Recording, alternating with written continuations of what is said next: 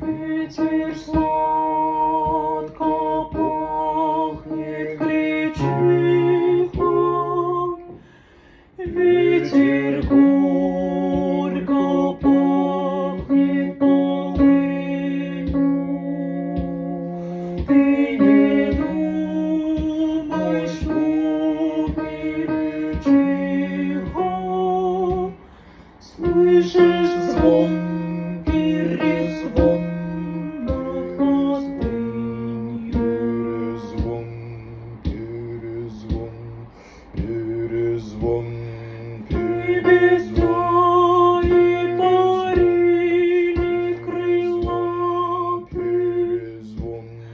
вился белый дымок над водой.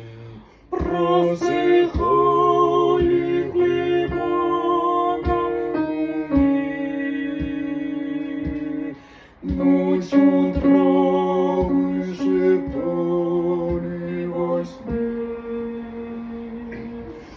И протяжно девушки пели, и тихонько колодцы скрипели, И горько да горько полынь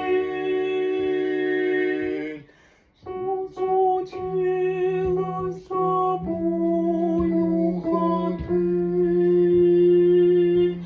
Больше хлеба нет, больше хлеба нет, все ходы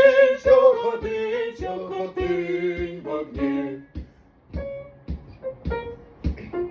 Хлеба нет, больше хлеба нет, крикнул небо, детский плащ, у деревню фашистский палач.